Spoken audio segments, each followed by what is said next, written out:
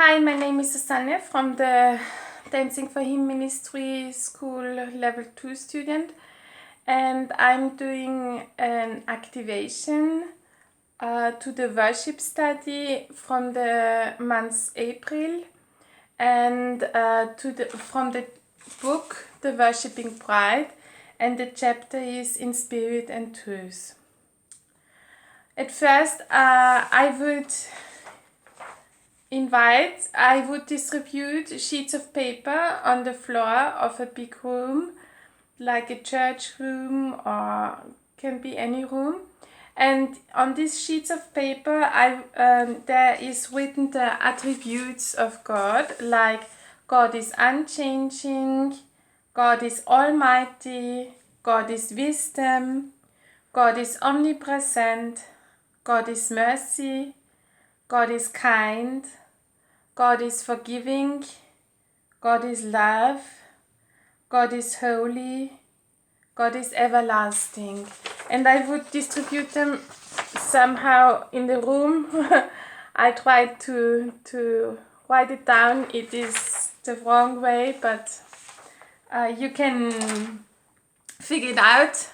And then the participants come into the room to a nice worship music, and they go around the room and read the attributes, the sheet of paper, what is written there, and they choose one attribute of God where they feel that this is speaking to them.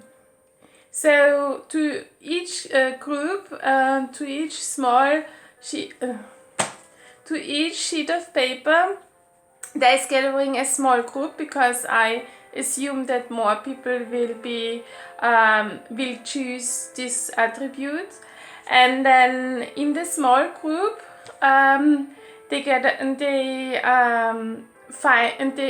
the assignment to find a Bible story to this attribute of God.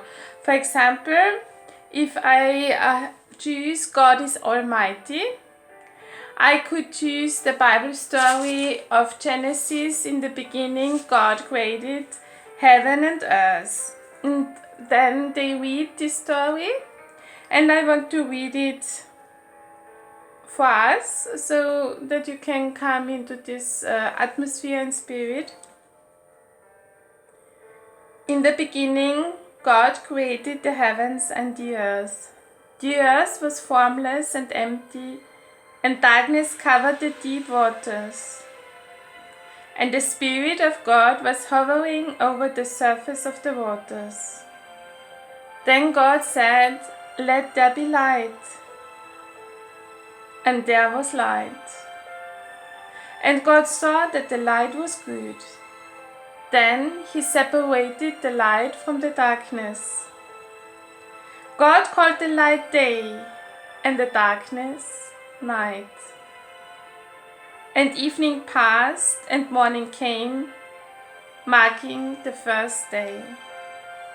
And so they would read it on until the end of the Bible, until the end of the creation.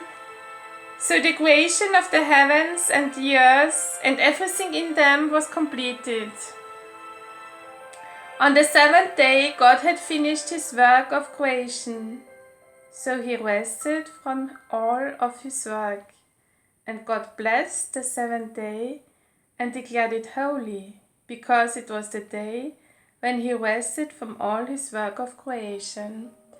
And after they have read the Bible story aloud, they get some kind of reflective questions, like, what has this story to do with me and my life? What speaks to me in this story? Do I experience God in this attribute? For example, do I experience that God is almighty in my life? Do I have some examples, some situations that come into my mind? Is there something that I want to offer God as a gift or as a sacrifice? And everybody answers this question for themselves. They can also write it down on a sheet of paper. And I would encourage them to share it in the small group. And after some time of sharing and of going deeper in conversation, I would finish this activation with a time of worship, and where you can express how much this attribute of God and this experience let you experience God in a deeper way, in a deeper understanding, and help you to see how He is leading your life and how He is doing things in your life, and so that you can come into a deeper worship and praise. And that's my worship study activation for April. I hope you enjoy it.